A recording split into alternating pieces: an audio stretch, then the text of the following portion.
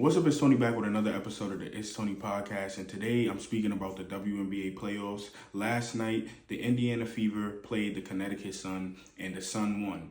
I already predicted that the Sun would win because they are just a better team. They have more playoff experience, and they just play better together as a team. A big problem with the Indiana Fever is their defense and their turnovers. A lot of the things that I already thought the Indiana Fever would need to work on came to life in this game. So the turnovers, they had 13 turnovers compared to the Connecticut Sun only having 7 turnovers. Then when it came to defense, they couldn't defend without fouling. So they had 20 fouls and the Sun only had 11 fouls. That leads to the Connecticut Sun going to the line. The Connecticut Sun went to the free throw line 23 times compared to the Indiana Fever going to the line only 9 times.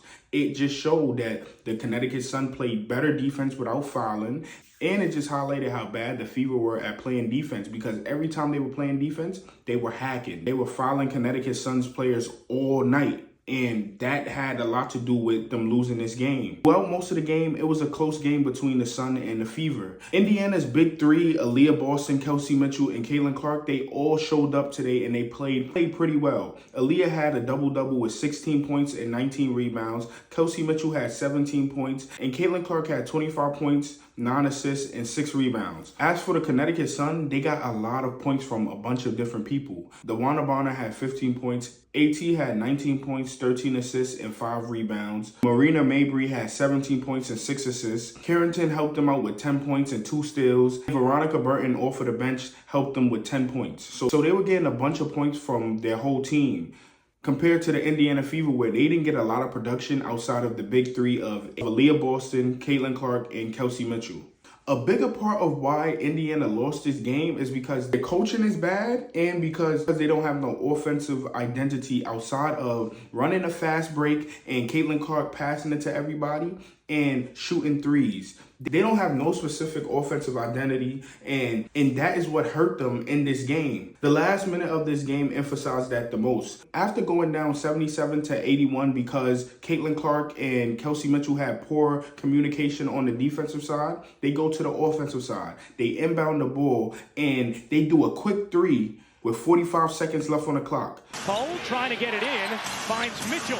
Deep three, banks off, rebound now. My question is why? Score is 77-81. You have 45 seconds on the clock. Why not get into an offensive set where you could get a better look at the three? Or get in an offensive set where you could get a quick 2 and then go play defense? Because if you get a quick 2, maybe it's 30 seconds left. And you could play defense without fouling, and you could probably get the ball back, and you can try to tie. Instead of that, the Fever wanted to shoot a 3. They missed the 3, had to foul. And now instead of it being a 4-point game or a 2-point game, if they got the 2, it's a 6-point game, and now they have to shoot 3s. It was poor coaching, and it's because the lack of offensive identity. They don't realize that they need to play through the pick and roll between Aaliyah Boston and Caitlin Clark. That needs to be their offensive identity, not shooting 3s and not only scoring between fast break. They need to use the pick and roll. And that is why I've been trying to preach to a whole bunch of people that the most important player on this team is Aaliyah Boston. And I say that because if you use her in the pick and roll, and if you play off of her, you can spread the court and you can attack mismatches through the pick and roll between Caitlin Clark and Aaliyah Boston. If they choose to double Aaliyah Boston, that leaves Caitlin Clark open. Then you could shoot the 3, and it's a better look at the 3. Or if they choose to double Aaliyah Boston and somebody else is open because the defender chooses to help on Aaliyah Boston, then Aaliyah, who is a great passer and is unselfish, can pass it to whoever is open on her team. Then another option is during the pick and roll, if the defense chooses to double Caitlin Clark, that leaves Aaliyah Boston open. So either way, the pick and roll helps the whole team, because somebody will choose to double because both players, Aaliyah Boston and Caitlin Clark, are a threat to the defense. Feeding Aaliyah Boston, who is a skilled big, who can shoot the mid-range and has a good post game, it helps the team. And it allows Caitlin Clark not to have to carry the team the whole way with shooting a bunch of shots, a bunch of difficult shots. She can get easier shots. That is the problem with Indiana Fever. They do not want to realize that Aaliyah Boston and using the pick and roll is what they need to build their whole offense off of. It's not having Caitlin Clark push the tempo all of the time and look for threes. Caitlin Clark is a great player. I think that she is very important for this team. I think Caitlin Clark being a pure point guard or getting close to whatever a pure point guard is for her is what helps the team the most. They need to learn how to play an offense. They don't have an offense. They only want to shoot threes. And then occasionally they will do a pick and roll. But in a game like this, where you're playing a good defense, a solid defense, where they can guard their man and they can make your shots difficult, go to your offensive identity or build an offensive identity. Aaliyah Boston was cooking all game. Boston had a mismatch down low all game. So I don't understand why they didn't just exploit that mismatch. Aaliyah Boston is a great player. She's not a role player. She's not. She should be the focal point of that team. It should be her and Caitlin Clark doing pick and rolls all day until somebody finds a way to stop it. The Minnesota Lynx versus the Phoenix Mercury shows what a good coach and an offensive identity can do for your team. It sets your team up for success. The whole game, you just watched the Minnesota Lynx play great offense. Between picks, between ball movement, between everybody on the Minnesota Lynx cutting and moving without the ball.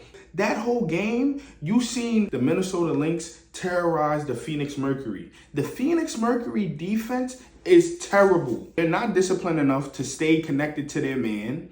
Then they want to help too much. So if you put them in zone, they're going to want to help too much and they're going to lose their man. And there's going to be a player always open on the Minnesota Lynx. So the Minnesota Lynx just had a field day. And then if you watch this game, I know everybody want to talk about Napheesa Collier getting those 42 points, but if you watch the game, she's not getting those 42 points just straight ISO. She's getting 42 points off of ball movement, off of moving without the ball, off of cutting. It was the easiest 42 points I've ever seen. Most of those points came from her cutting and from her guard realizing, yo, Napheesa Collier has somebody that cannot guard her on her, and she's in the post, and she has sealed them. So all I have to do is dump the ball down low, and Napheesa could just put the ball up. That whole game, Napheesa Collier just played an easy game. None of the shots looked difficult. None of the shots looked like she was trying hard. What it really looked like is that Minnesota has a good coach and they have an offensive identity. And it's not only about getting Napheesa the ball so she can kill somebody one-on-one or getting Napheesa the ball so she can make a tough shot. It's about, yo, we're going to pass the ball, pass the ball, pass the ball. We're going to screen. Everybody going to cut. Everybody going to move. And if we end up moving and cutting and screening enough and Napheesa gets open or she has somebody that cannot guard her because she's just way taller than them, then we're going to pass it to Napheesa and Napheesa is going to make sure to score. But outside of that, you have other players that play their role in the system. If they get open for a three, they're shooting it and they're making it. If a guard has a big on them, the guard is going right by the big and scoring. They're not making it difficult. They're not shooting tough shots. They're just coached really well. And I know last video I spoke about how I don't understand how the Phoenix Mercury are so bad with the lineup that they have. But I don't even want to talk about the Phoenix Mercury because their defense was just terrible. If you watch that game, I remember this one possession where Diana Taurasi gets put off balance off of a ball fake. That one ball fake fucked up the whole defensive set for Phoenix Mercury. Heidemann gets it back to Collier. Heidemann back to Collier. This is just a small example of what happened so many times during this game. One simple ball fake messed up the whole defense. It made somebody overhelp and it left somebody wide open. So if you have a smart guard, all the guard has to do is pass it to the open player and now it's an easy point. This was an easy game for the Minnesota Lynx. And it showed how the Phoenix Mercury were terrible. They're just not good enough. They did not play good enough defense to beat this team.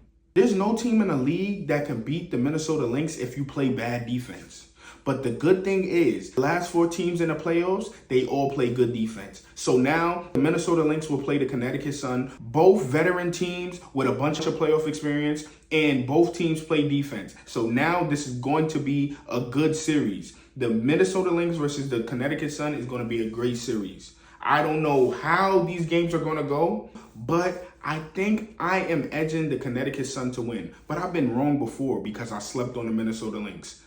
I could be wrong again, but I got the Connecticut Sun beating the Minnesota Lynx. As for the other side of the bracket, you have the Liberty versus the Aces playing again. I already spoke about how I knew that it was going to be them two because the two teams that they were playing just weren't good enough. Now it's the Liberty versus the Aces, and I have the Aces winning. So I have the Aces versus the Connecticut Sun going to the finals, and I have the Aces winning. Also, I think that this series is going to highlight that A'ja Wilson is just better than Breanna Stewart. When it comes to them playing each other, A'ja Wilson is just a better player. That's what I believe. But round 2 will be played on Sunday, and we will be able to watch both of these good matchups on Sunday. In the comments, tell me who do you have? Because my finals pick is Connecticut Sun versus the Aces. Tell me who do you have going to the WNBA Finals. Make sure you like, comment, and subscribe, and tell a friend to tell a friend. It's Tony from the It's Tony Podcast, and I'll see y'all in the next video.